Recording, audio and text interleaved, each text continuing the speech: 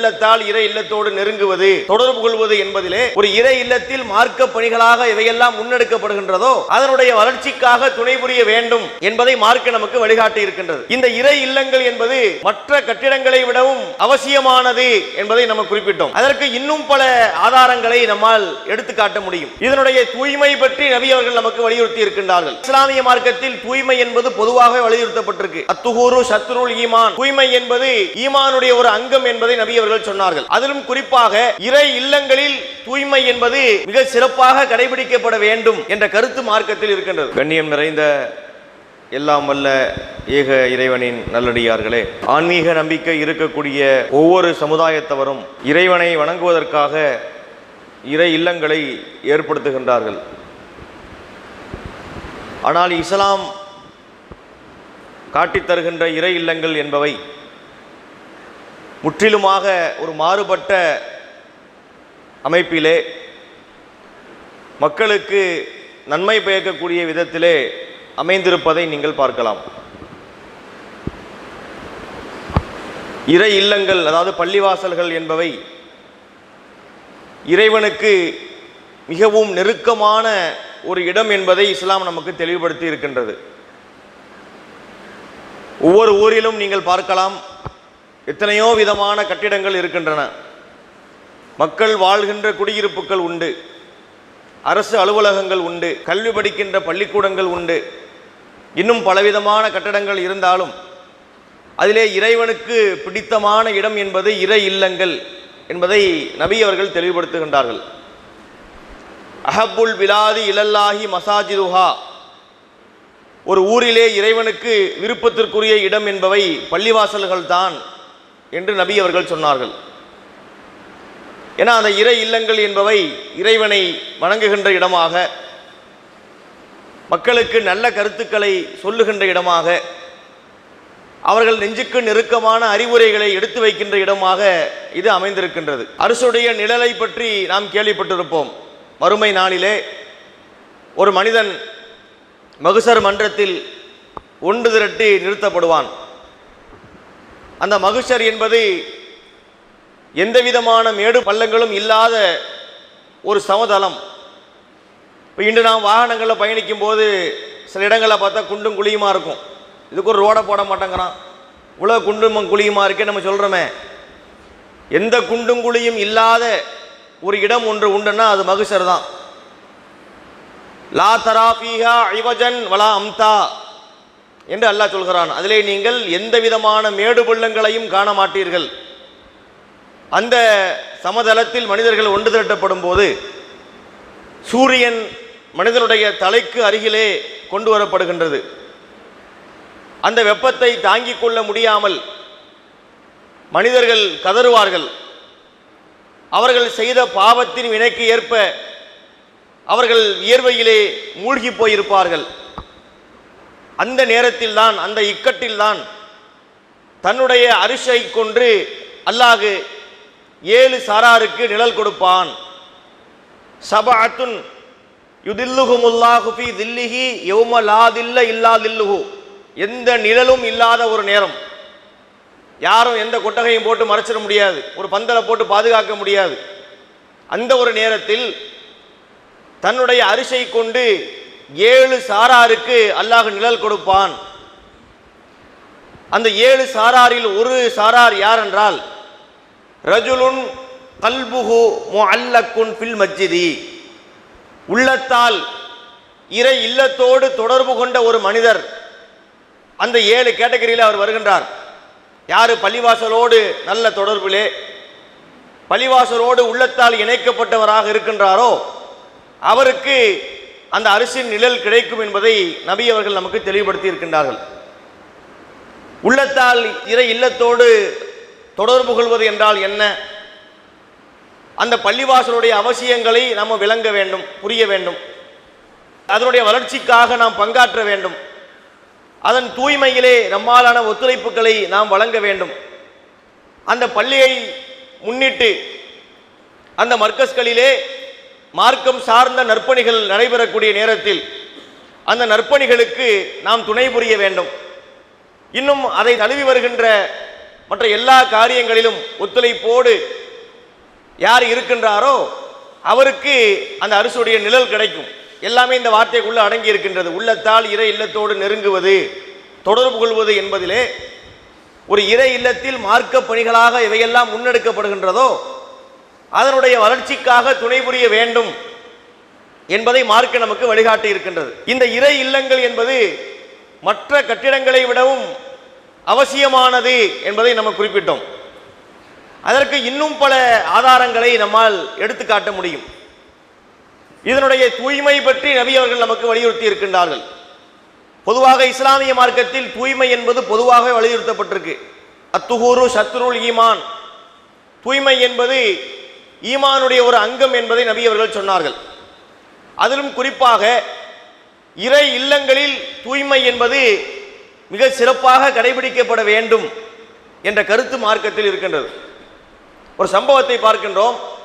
நபிகள் நாயகம் ஸல்லல்லாஹு அலைஹி வஸல்லம் அவர்கள் பள்ளிவாசலுக்கு வருகின்றார்கள்.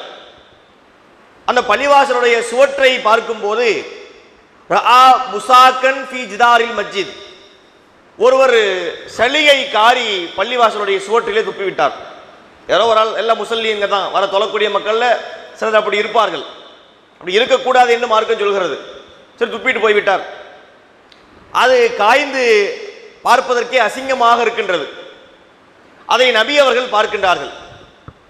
பார்த்த நபிகள் நாயகம் ஸல்லல்லாஹு அலைஹி வஸல்லம் அவர்கள் ஒரு 2 பேரை கூப்பிட்டு அதை சுத்தம் செய்யுங்கள் என்று சொல்லி இருக்கலாம். ஆனால் ரசூலுல்லாஹி அலைஹி வஸல்லம் என்ன செய்யறாங்கன்னா, அவர்களாக ஒரு சிறு கல்லை எடுத்து சென்று ஃபஹக்கஹு, அதை தன்னுடைய கையால் சுரண்டி சுத்தம் செய்தார்கள் என்று வருகின்ற செய்தியை பார்க்கின்றோம். அல்லாஹ்வுடைய தூதருடைய அந்தஸ்து நமக்கு தெரியும். அகில உலகத்திற்கே தூதராக அனுப்பப்பட்ட ஒரு இறை தூதர். சாதாரண ஒரு அந்தஸ்து கிடையாது. எத்தனை கோடி செலவழித்தாலும் அடைய முடியாத அந்தஸ்து அது. அந்த நிலையில் இருந்த போதும் பள்ளிவாசலே ஒரு அசுத்தத்தை பார்த்த பிறகு ஒரு 2 பேரை கூப்பிட்டு சுத்தம் செய்யுங்க என்பதில் கூட காலதாமதம் ஆகலாம். அதனால உடனடியாக சென்று அவர்களே சுத்தம் செய்தார்கள் என்று வருகின்ற செய்திகளை பார்க்கின்றோம். இதெல்லாம் அதனுடைய அவசியத்தை, அந்த பள்ளிவாசல் என்பது எவ்வளவு முக்கியமானது, அதன் தூய்மை எவ்வளவு அவசியம் என்பதை நமக்கு மார்க்கத்திலே வலியுறுத்தப்பட்டிருக்கு. அதுபோன்று பள்ளிவாசலுக்கு வரக்கூடிய நேரத்தில் அழுக்கு பிடித்ததை போல குளிக்காம கொள்ளாமல், அதாவது உடல் துர்நாற்றம் வரக்கூடிய விதத்திலே அழுக்கான ஆடைகளை அணிந்து கொண்டு, துருவாடை அடிக்கக்கூடிய ஆடைகளை அணிந்து கொண்டு பள்ளிவாசலுக்கு வரக்கூடாது என்பதை மார்க்கம் நமக்கு சொல்கிறது. எப்படி சொல்கின்றார்கள் நபி அவர்கள்? மன் அக்கல சூபன் அவ் பசல், பச்சை வெங்காயத்தையும் பச்சை பூண்டையும் யாரு சாப்பிட்டு இருக்கின்றாரோ ஃபல் யஅ்தஸில்னா, அவரு நம்மை விட்டு விலகி இருக்கட்டும், பள்ளிவாசலுக்கு வர வேண்டாம். இன்னொரு அறிவிப்பிலே வருகின்றது, அவர் வீட்டிலே இருக்கட்டும், வீட்டிலே இருந்துக்கிறட்டும் என்று சொல்றாங்க. ஏனென்றால் அவர் பள்ளிவாசலுக்கு அந்த வாயோடு வந்து தொழக்கூடிய நேரத்தில் துருவாடை அதிலிருந்து கிளம்பும், அது மற்றவர்களுக்கு பாதிப்பாக ஆகிவிடும் என்பதற்காக ரசூலுல்லாஹ் சொல்றாங்க. ஒரு வெங்காயத்தை சாப்பிடுறாரு, அதிலிருந்து ஒரு துருவாடை அடிக்கும். அப்ப சப்புல வந்து நிற்கக்கூடிய நேரத்தில் தொழுகை நடக்கும் போது அது மற்றவங்களுக்கு பாதிப்பு ஏற்படுத்துமா இல்லையா? இன்று பீடி குடிக்கக்கூடிய முஸ்லிம்களை எல்லாம் பார்க்கின்றோம். பீடியை கப்பு கப்புன்னு இழுத்துக்கிட்டு இருப்பாங்க. கதுகாமச்சலான உடனே திக்கி போட்டு வந்து சப்பல் நின்றுவாங்க. அது என்ன ஆகும்? தொழுகை போய்கிட்டே இருக்கும் போது இவருக்கு ஒரு கொட்டாவி வேற வரும். கொட்டாவியை கையை வச்சு மறைக்கணும்னு வேற சட்டம் இருக்கா இல்லையா? அந்த சட்டத்தெல்லாம் ஃபாலோ பண்ணுவாங்கல்ல. கையை வச்சு மறைச்சாங்கன்னா அந்த சப்பு முழுக்க சப்ளை ஆகும் அந்த ஸ்மெல்லு. கொஞ்சம் யோசித்து பாருங்கள். அந்த பீடி குடிக்கிறவனுக்கு அதுல உள்ள அந்த மோசமான ஸ்மெல்லு தெரியாது, பழகி போயிருக்கும். மற்றவர்களுக்கு அது எவ்வளவு எரிச்சலை உண்டாக்கும். தொழுவது மன அமைதிக்காக, இறைவன் நம்மை பார்த்து கொண்டிருக்கிறான், நாம் இறைவனோடு உரையாடுகிறோம் என்கிற ஒரு தூய உள்ளத்தோடு தொழுது கொண்டிருக்கும் போது இது மாதிரியான துர்வாடை வீசுவது எவ்வளவு தொழுகையாளிகளுக்கு எரிச்சலை உண்டாக்கும். அதெல்லாம் பார்க்கிறோம். அதான் ரசூலுல்லாஹ் சொல்றாங்க, பூண்டையும் வெங்காயத்தை சாப்பிட்டவர் கூட நீங்க பள்ளிக்கு வராதீங்க, அடுத்தவங்களை தொந்தரவு பண்ணாதீங்க என்று சொல்வதிலிருந்து நம்ம என்ன பார்க்கின்றோம்? அடுத்தவர்களுக்கு தொந்தரவு என்பது, ஒரு கெட்ட வாடகை கூட பள்ளிவாசலுக்கு நாம் எடுத்து சென்று விடக் கூடாது என்பதை மார்க்க நமக்கு வலியுறுத்தி இருப்பதை பார்க்கின்றோம். ஆனால் இவையெல்லாம் இன்று கடைபிடிக்கப்படுகின்றதா என்பதை கேள்விக்குறிதான். பள்ளிவாசலுக்கு வருகின்றார்கள், ஜும்மாவுக்கு வருகின்றார்கள், சில பேர் வாய்ப்பு கிடைக்கும் போது ஐவேளை தொழுகைக்கு வருகின்றார்கள். பள்ளிவாசலுக்கு வரக்கூடியவர்களும் கூட இந்த சட்டங்களை புரிந்து இதன் சிறப்புகளை விளங்கி இது இறைவனுக்கு பிடித்தமான ஒரு இடம், இங்கே நம்ம தொடர்பு கொண்டால் இறை இல்லத்தோடு தொடர்பை அதிகப்படுத்தினால் நமக்கு அரசுடைய நிழல் கிடைக்கும் என்பதை எல்லாம் புரிந்தவர்களாக இருப்பதாக தெரியவில்லை. நபி அவர்கள் சொன்னார்கள், ஒருவர் தொழுகைக்காக உழு செய்து அவர் பள்ளிக்கு நடந்து செல்லக்கூடிய நேரத்திலே ஃபீ குல்லி குத்துவத்தின் தம்ஷீஹா இல ஸலாத்தி ஸதக்கத்துன், தொழுகைக்காக அவர் நடந்து செல்கின்றாரே அவர் எடுத்து வைக்கக்கூடிய ஒவ்வொரு கால் எட்டுக்கும் அவருக்கு தர்மம் இருக்கின்றது. நம்ம வீடு இங்கிருந்து ஒரு 10 மீட்டர் தூரத்தில் இருக்குன்னு வச்சுக்கிறோமே, உழு செஞ்சுட்டு நடந்து வருகின்றோம். நடந்து வரக்கூடியதுக்கு நன்மை தர வேண்டிய அவசியம் இல்லை. ஆனால் இஸ்லாம் என்ன செய்கின்றது, நடந்து வந்தீங்கன்னா ஒவ்வொரு கால் எட்டுக்கும் நன்மை. சரி, பள்ளிவாசலுக்கு வந்து விட்டார். பள்ளிவாசல்ல தொழுகைக்கு முன்னால் அமர்ந்திருக்கின்றார். 12:45 தொழுகைன்னு வச்சுக்கிறோமே, அவர் ஒரு 12:15 அல்லது ஒரு 12 மணிக்கு அமர்ந்து விட்டார். இந்த 3/4 மணி நேரம் அவர் எதுக்காக காத்திருக்கின்றார்? தொழுகைக்காகத்தான் காத்திருக்கின்றார், வேற நோக்கம் எதுவும் இல்லை. அப்படி இருக்கக்கூடிய நிலையிலே அவர் தொழுகைக்காக காத்திருந்த நேரமெல்லாம் அவர் தொழுதவராகவே கருதப்படுவார். இந்த 3/4 மணி நேரம் உட்கார்ந்து இருக்கிற பாருங்க, அதற்கு நமக்கு நன்மைகள் வழங்கப்படுகின்றது என்று இந்த பள்ளிவாசலின் மூலமாக நமக்கு கிடைக்கக்கூடிய நன்மைகள் என்பவை அது சாதாரணமான நன்மைகள் கிடையாது. அதனால தான் நபிகள் நாயகம் ஸல்லல்லாஹு அலைஹி வஸல்லம் அவர்கள் மதீனா சென்றவுடன் அவர்கள் செய்த முதன்மை பணிகளில் முக்கியமானது பள்ளிவாசலை அமைத்ததுதான். மதீனாவுக்கு போயிட்டாங்க, அங்கு ஒரு இறை இல்லம் வேண்டும், இறைவனை தொழ வேண்டும், அங்கு மக்களுக்கு ஜும்மா உரை நிகழ்த்த வேண்டும். அப்ப அதற்காக ஒரு இடத்தை அவங்க தேர்வு செய்கிறாங்க. அது சஹுல் சுஹைல் என்ற 2 மதீனாவை சார்ந்த அனாதை சிறுவர்களுக்கு சொந்தமான ஒரு இடம். அப்ப அந்த இடத்தை நபி அவர்கள் விலைக்கு கேட்கிறாங்க, இந்த இடத்தை நீங்க தாங்க, நாங்க இங்க பள்ளிவாசல் கட்ட போகிறோம் என்று சொன்ன உடனே அந்த சிறுவர்களுக்கும் அந்த உள்ளம் இருந்துச்சு பாருங்க. அன்சாரிகளுக்கு பொதுவாகவே நிறைய தயாள குணம் உண்டு. மார்க்கத்திற்காக அவர்கள் அள்ளி கொடுப்பதிலே கணக்கு பார்ப்பதில்லை. அது பெரியவங்களுக்கு மட்டும் இல்லை, சிறியவர்களுக்கும் அந்த எண்ணம் இருந்தது. அவர்கள் சொன்னார்கள், இது இறை இல்லத்திற்காக பள்ளிவாசலுக்காக என்று சொன்னால் நஹபுலக்க யா ரசூலல்லாஹ், இதை நாங்கள் அன்பளிப்பாகவே தருகின்றோம், இதற்காக எங்களுக்கு எந்த விலையும் வேண்டாம் என்று அந்த சிறுவர்கள் சொன்னார்கள். நபி அவர்கள் அதை ஏற்றுக்கொள்ளவில்லை. அவர்களே ஆதரவற்ற சிறுவர்கள் என்பதற்காக நபி அவர்கள் தன்னுடைய செல்வத்தை கொண்டு அந்த பள்ளிவாசலுக்குரிய இடத்தை வாங்குகின்றார்கள். அதிலே ஒரு பகுதியை தன்னுடைய குடியிருப்பாக அமைத்துக் கொண்டார்கள். நம்ம எல்லாம் கேள்விப்பட்டிருப்போம், அதாவது மதீனாவுடைய பள்ளிவாசலுடைய ஒரு பகுதியில் தான் ரசூலுல்லாஹ்வுடைய வீடு இருந்தது. பள்ளிவாசல்ல ரசூலுல்லாஹ்வுடைய வீடு என்பதல்ல, அந்த முழு இடத்தையும் நபி அவர்கள் விலை கொடுத்து வாங்கி அதிலே மிகச் சிறிய ஒரு இடத்தை தன்னுடைய வீட்டுக்காக வைத்துக்கொண்டு மற்ற அனைத்து இடத்தையும் பள்ளிவாசலுக்காக வேண்டி நபி அவர்கள் கொடுத்தார்கள். அப்ப அங்கே பள்ளிவாசல் அமைக்கப்படுகின்றது. அது ஏற்கனவே கபிர்ஸ்தானாக இருந்த ஒரு இடம், அங்கு மக்கள் எல்லாம் புதைக்கப்பட்டிருக்கிறாங்க. மன்னரைகளின் மீது தொழக்கூடாது என்று சட்டம் இருக்கின்றது. அப்ப நபி அவர்கள் என்ன உத்தரவு போடுறாங்க, அந்த பாடி எல்லாம் தோண்டி எடுத்து வேறொரு பகுதியிலே புதைத்து விட்டு அங்கு பள்ளிவாசல்கள் கட்டப்பட்டன. வரலாறுல பார்க்கின்றோம். ரொம்ப கஷ்டமான நேரத்தில் கட்டப்பட்ட பள்ளி அது. அதற்காக வேண்டி சஹாபாக்கள் கற்களை சுமந்து கொண்டு வந்தார்கள். நபி அவர்களும் கற்களை சுமந்து வந்தார்கள். சஹாபாக்களும் நபி அவர்களும் சேர்ந்து தங்களுடைய கரங்களால் அந்த இறை இல்லங்களை நிறுவினார்கள். இதெல்லாம் எதை எடுத்துக்காட்டுது? ஒரு இறை இல்லம் அவசியம் என்பதை எடுத்துக்காட்டுகின்றது. தமிழகத்திலே இன்று நமது ஜமாத்தின் சார்பிலே இறை இல்லங்கள் அமைக்கப்பட்ட பிறகுதான் ஏகத்துவத்தினுடைய வீரியமான வளர்ச்சியை நம்ம கண்டோம். பள்ளிவாசல் என்பதில் இன்னும் ஒரு பார்வையும் இருக்கின்றது. பள்ளிவாசல் என்பது இப்படி சுத்தமாக இருப்பது, அதை நல்லா வச்சுக்கிறது என்பதிலே மட்டுமல்ல, அதிலே மிக முக்கியமான ஒரு இலக்கணத்தை மார்க்கம் சொல்கிறது. பள்ளிவாசல் என்றால் என்ன? அதற்கு அல்லாஹ் சொல்கின்றான், பள்ளிவாசல்கள் என்பது இறைவனுக்கு சொந்தமானவை. அன்னல் மசாஜித லில்லா பலா ததுஉ மஅல்லாஹி அஹதா, இறை இல்லங்கள் அல்லாஹ்வுக்கு சொந்தமானவை. அங்கு இறைவனோடு நீங்கள் வேறு எவரையும் அழைத்து விடக்கூடாது. இறைவனை மட்டுமே வழிபடக்கூடிய இடம் எதுவோ அதுதான் பள்ளிவாசல்கள் என்கின்ற கருத்தை இறைவன் சொல்கின்றான். இன்னொரு வசனத்திலே சொல்லும் போது, அதாவது ரசூலுல்லாஹ்வுடைய காலத்தில் சில முனாஃபிக்குகள் இறை இல்லத்தை கட்டி வைத்துக் கொண்டு நபி அவர்களை தொழுகைக்கு வருமாறு அழைப்பு கொடுத்தார்கள். அப்போது அந்த பள்ளிக்கு சென்று தொழாதீங்க என்று ரசூலுல்லாஹ்வை அல்லாஹ் தடுக்கின்றான். அப்படி சொல்லும் போது 4 காரணங்களை அல்லாஹ் குறிப்பிடுகின்றான். அல்லதி நத்தகது மஸ்ஜிதன் லிராரன் குஃப்ரன் தஃப்ரீகம் பைனல் மூமினீன் இர்ஷாதன் லிமன் ஹாரபல்லாஹ வ ரசூலா. அந்த பள்ளியில் போய் நீங்க தொழக்கூடாது, ஏனென்றால் அவர்கள் இறைவனுக்கு இணை கற்பிப்பதற்காக பள்ளியை எழுப்பி இருக்கின்றார்கள், மக்களுக்கு தீங்கிழைப்பதற்காக எழுப்பி இருக்கின்றார்கள், மூமின்களுக்கு மத்தியிலே பிரிவினையை உண்டாக்குவதற்காக எழுப்பி இருக்கின்றார்கள், அல்லாஹ்வையும் தூதரையும் பகைத்த இஸ்லாத்தின் எதிரிகளுக்கு புகலிடம் கொடுப்பதற்காக பள்ளியை எழுப்பி இருக்கின்றார்கள். எனவே பலாத்தக்கும் ஃபீஹி அபதா, அதிலே ஒருபோதும் நீங்கள் சென்று தொழக்கூடாது.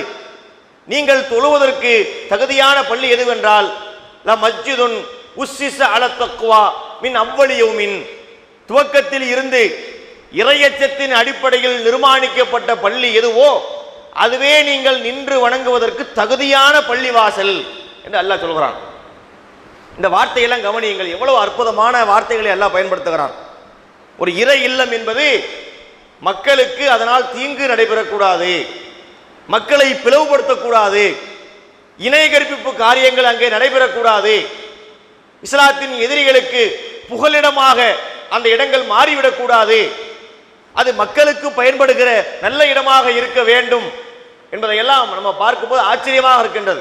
இஸ்லாமிய மார்க்கத்தில் சொல்லப்பட்ட இது மாதிரியான இறை இல்லங்களை வேறு எங்குமே காண வாய்ப்பே கிடையாது.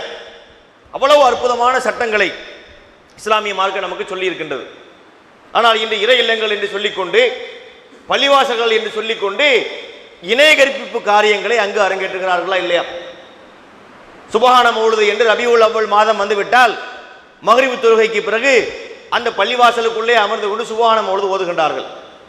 அந்த சுபஹான மௌலுதிலே நபிகள் நாயகம் ஸல்லல்லாஹு அலைஹி வஸல்லம் அவர்களை இறைவன் அளவுக்கு உயர்த்தக்கூடிய வார்த்தைகளை சொல்லி, அந்த கஃபாருல் ஹதாயா, எங்கள் பாவங்களை மன்னிப்பது நீங்கள் என்றோ ரசூலுல்லாஹ் பார்த்து படிக்கிறாங்க. பாவத்தை மன்னிப்பிறான் அல்லாஹ். அஸ்ஸலாமு அலைக்க யா முபரி சகாம், நோயை நீக்குபவரே உங்களுக்கு சலாம் உண்டாகட்டும். நோயை நீக்கிறவன் இறைவன் இல்லையா? இப்படி இணை கற்பிக்கக்கூடிய வரிகளை பள்ளிவாசல்களிலே அமர்ந்து கொண்டு படித்தால் அது இறை இல்லங்களுடைய இலக்கணத்துக்கு உட்பட்டு இருக்கின்றதா? சிந்திக்க வேண்டும். அடுத்த மாதம் ரபியுல் ஆகிர் மாதம், அதிலே என்ன மௌலுது ஓதுகின்றார்கள்? முஹீத்தீன் மௌலுது என்று ஒன்று ஓதுறாங்க. இந்த மௌலுதை பற்றி பேசுவது என் நோக்கம் அல்ல, இது பள்ளிவாசலிலே படிக்கப்படுகின்ற காரணத்தினால் நாம் இதை பற்றி சொல்ல வேண்டி இருக்கின்றது. இந்த ரபியுல் ஆகிர் மாதத்திலே முஹீத்தீன் மௌலுது ஓதுகின்றார்களே, அது ரொம்ப மோசமான வார்த்தைகள். சுபஹான மௌலுதை விட பல மடங்கு நச்சு கருத்துக்கள் நிறைந்திருப்பது அந்த முஹீத்தீன் மௌலுது.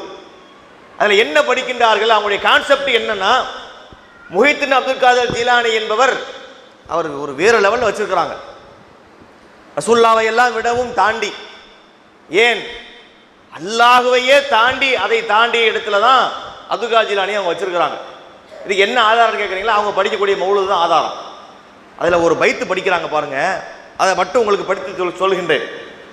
அதாவது அப்துல் காதர் ஜீலானி என்ன செய்கின்றார்? ஒரு நாள் நடந்து போகின்றார்.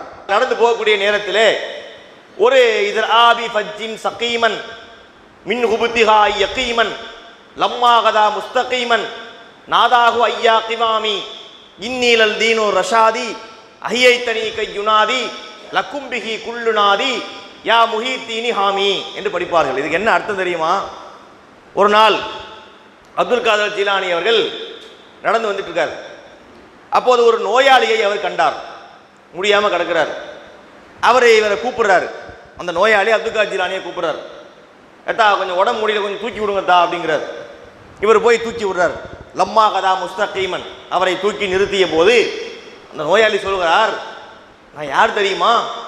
இன்னி லதீனுர் ரஷாத், நான் தான் நேரான இஸ்லாமிய மார்க்கம்.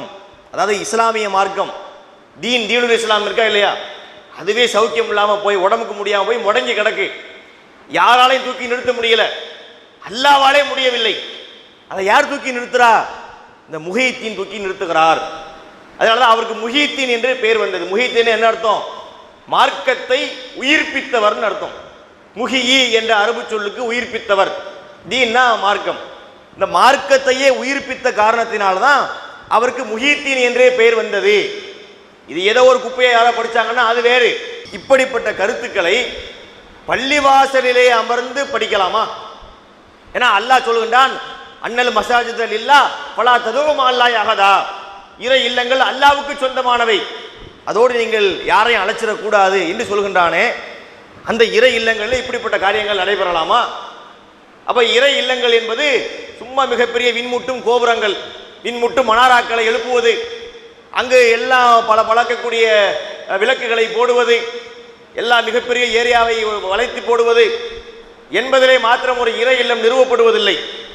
அங்கே அடிப்படையான விஷயம் என்ன என்றால் அது ஏகத்துவம், இறைவனை மட்டுமே வணங்கக்கூடிய இடமாக, குர்ஆன் ஹதீஸை மட்டும் மக்களுக்கு போதிக்கின்ற இடமாக, எவருடைய கருத்தும் அங்கு பேசப்படக்கூடாது. குர்ஆனுடைய கருத்து பேசப்படணும், ரசூலுல்லாஹ்வுடைய பொன்மொழிகள் அங்கு பேசப்படணும். அதை விட்டுவிட்டு முன்னோர்கள் வாழ்ந்த வழி, மதுஹபு வழி, அவுலியாக்களுடைய வழி, சலஃபுகளுடைய வழி என்று அந்த கருத்துக்களை மக்களிடத்திலே புகுத்தக்கூடிய இடங்களாக இது மாறி போய்விடக் கூடாது என்பதுதான் இறை இல்லத்திற்கான மிக முக்கியமான அடிப்படை என்பதை நம்ம புரிந்து கொள்ள வேண்டும். அதிகமான மக்கள் தொழுகைக்கு வர வேண்டும். இதன் மூலமாக நிறைய மக்களுக்கு சத்தியம் சென்று சேர வேண்டும். நன்மையை நாம் ஏவ வேண்டும், தீமையை தடுக்க வேண்டும், ஏகத்துவத்தை அவங்களுடைய உள்ளங்களில் நாம் கொண்டு போய் சேர்க்க வேண்டும் என்கிற ஒரே நோக்கத்திற்காக இந்த இறை இல்லம் அமையப்பட்டிருக்கின்றது என்பதை நிறைவு செய்கின்றேன். வாஹிருதவானா அனில் அல்ஹம்துலில்லாஹி ரப்பில் ஆலமீன். இஸ்லாம் மற்றும் சமுதாய செய்திகளை அறிந்து கொள்ள தமிழ்நாடு தௌஹீத் ஜமாஅத் யூடியூப் பக்கத்தை உடனடியாக சப்ஸ்கிரைப் செய்து கொள்ளுங்கள். மேலும் பெல் பட்டனையும் கிளிக் செய்து கொள்ளுங்கள்.